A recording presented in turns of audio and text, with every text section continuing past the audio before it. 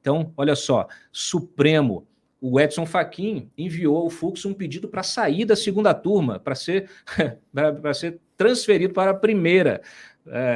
Parece que alguém, não sei se foi o Gilmar, falou assim, pede para sair.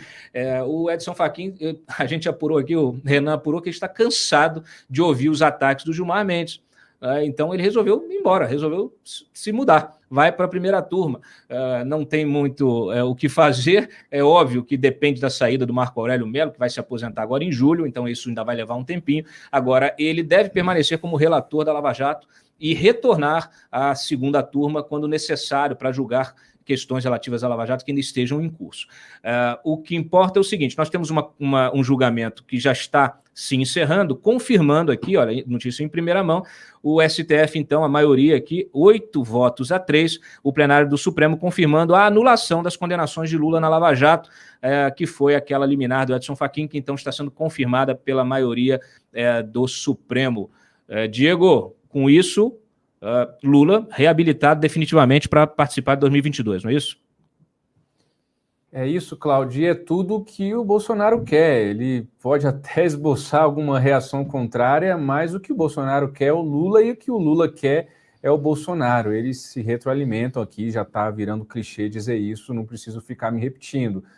Diante desse cenário de uma provável polarização no ano que vem, novamente, o chamado Polo Democrático, continua ali batendo cabeça, tentando construir alguma candidatura com algum tipo de viabilidade. Ontem, o noticiário trouxe mais 2 nomes aí para esse polo democrático. O do próprio Rodrigo Pacheco, presidente do Senado, que na avaliação nos bastidores do Palácio Planalto teria feito aí essa instalação da CPI da Covid como um movimento visando alguma eventual candidatura presidencial, e também o próprio Eduardo Jorge, que já se candidatou, inclusive, ao Palácio Planalto pelo Partido Verde, que é o partido dele ainda, o PV, colocou o nome do senador tucano Tasso Gereissati. Eu liguei, então, para o Mandetta, que é quem está, basicamente, nesse momento, coordenando aí essas costuras políticas, e ele me disse que talvez o nome do centro nem esteja ainda entre esses já colocados, né? E que, neste momento, esse grupo, chamado aí de Polo Democrático, está tentando construir pautas, construir ideias e não falar necessariamente em nomes. O fato é que os partidos já estão aí caminhando, a gente vê partidos do Centrão, o próprio MDB tendo uma ala se aproximando de Lula e do Partido dos Trabalhadores, o Ciro Gomes com emissários dizendo toda hora que a sua candidatura é intocável, e pelo menos até aqui, é claro que tem muita coisa para acontecer, e você vai acompanhar conosco no Antagonista isso passo a passo, mas o que a gente está vendo aqui é, de fato, essa polarização se desenhando mais uma vez na corrida presidencial do ano que vem. Muito bem, Diego Amorim, muito obrigado.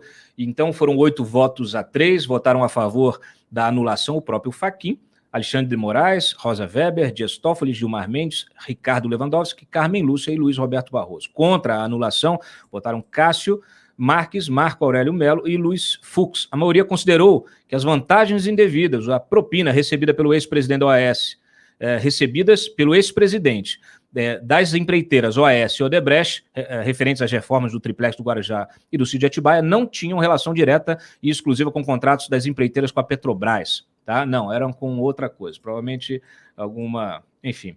Segundo o Fachin,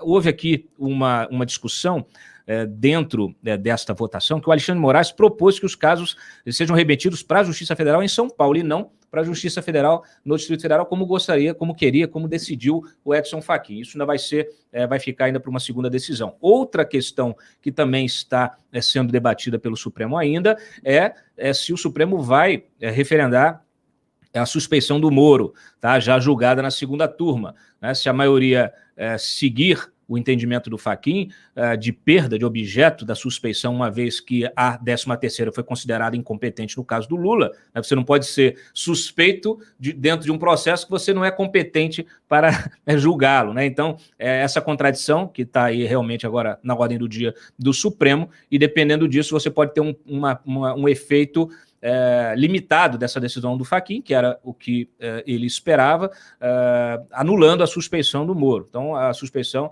ela não anularia todo o processo. Você teria apenas as decisões judiciais ali, os atos judiciais anulados, mas o processo, toda a instrução do processo poderia ser reaproveitada pela Justiça Federal em Brasília ou São Paulo, para onde for, e aí você poderia ter uma condenação, uma nova condenação do Lula, tá? Ainda a tempo de 2022. Então, esse cenário pode ainda está quase definido, mas ainda tem essa brechinha que pode mudar um pouco o destino do Lula em 2022.